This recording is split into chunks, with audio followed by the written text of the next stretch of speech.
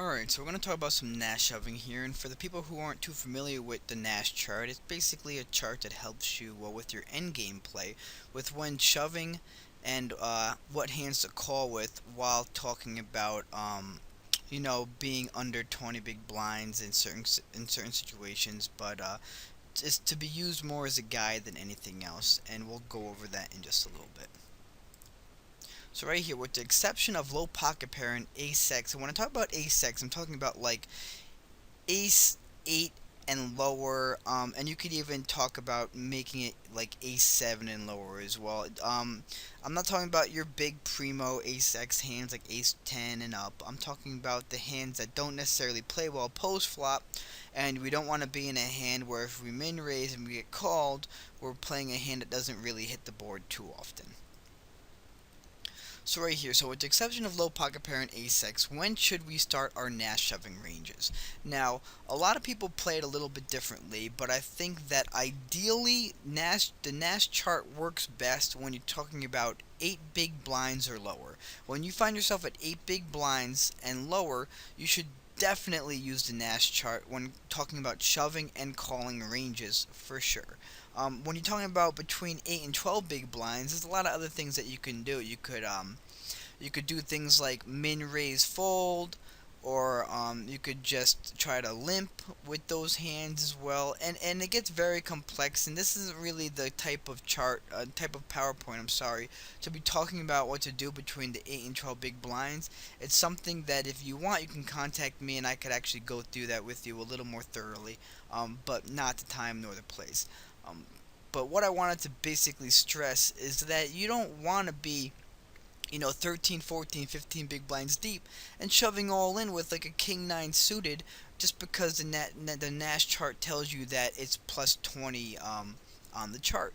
So it's used more as a guide than anything else, and the main thing is you just don't want to get confused with it.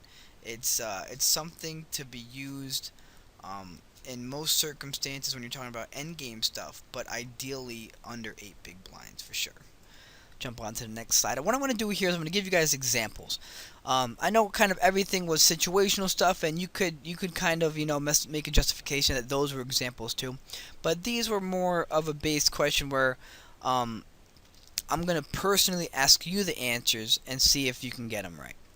So example number 1, here we go. So villain has been 3-betting 27%, 30 big blinds deep for the majority of the game. And this is kind of like your overall quiz of everything we just learned. So what are your adjustments right off the bat? I'm going to give you some time to think about it. And we just discussed all this stuff, so I'm just going to jump right into it as well. And we're going to do number 1, 4-bet more. Tighten up your opening ranges pre-flop. And last but not least, implement a limping range.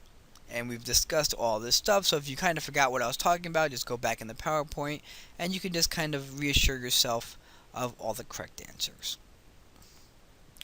Alright, so once villain has realized you've made those adjustments, now what are your next adjustments? And it's pretty simple that what villain is doing. So if he understands that we're tightening up our open ranges, we're limping with our hands that aren't good enough to open with, and we're 4-betting more, it's a situation where your villain is going to be tightening up his 3-betting range because he knows that you're tightening up your ranges.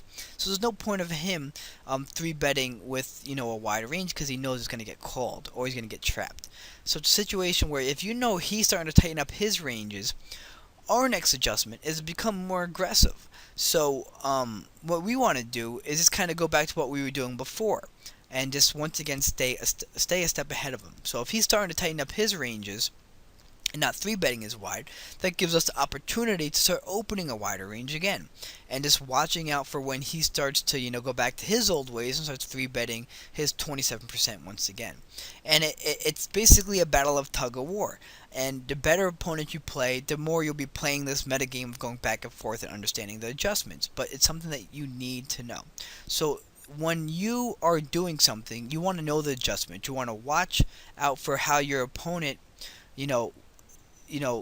plays the game of poker, and is he good enough to understand what you're doing? And if you find that he is good enough and he understands the adjustment, and he's able to adjust, we need to know the following adjustment.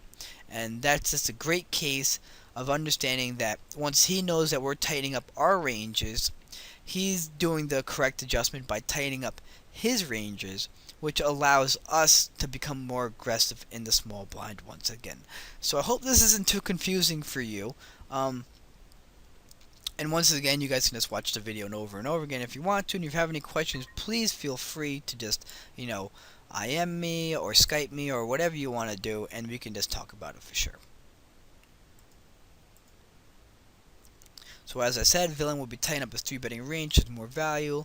This will be allow us to become more aggressive in a small blind and 4-bet strictly for value.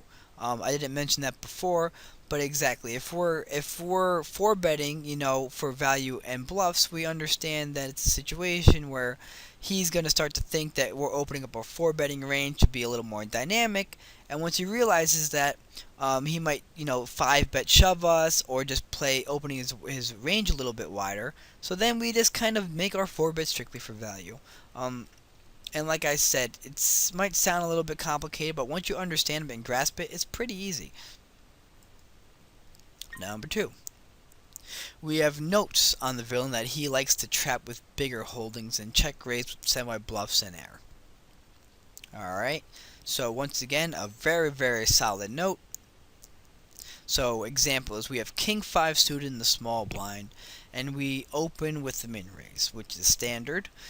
Flop comes Queen 5-2, and the villain decides to check raise your bet. What is your next move?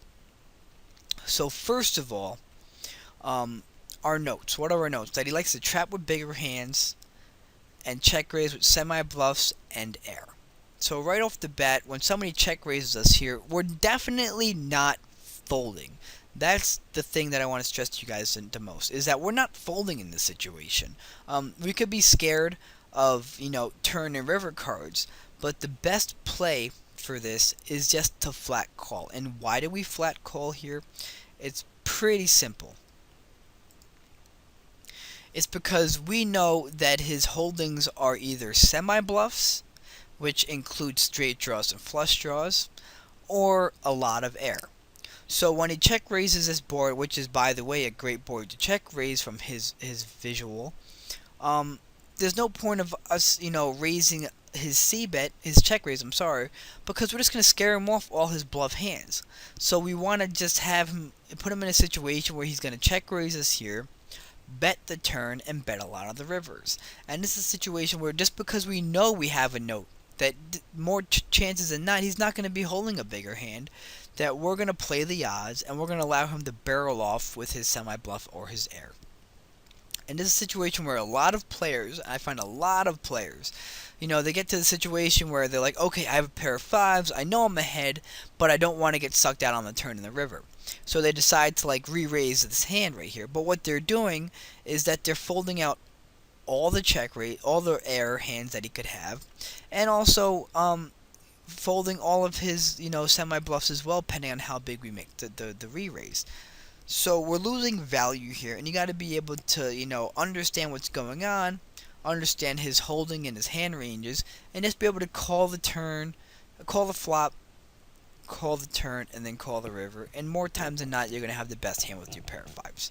And it's as simple as that.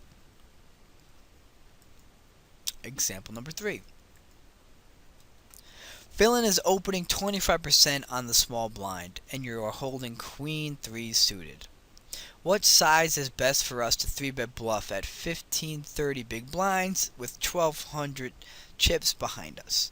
So in this example, what is our best size here? What should we be doing?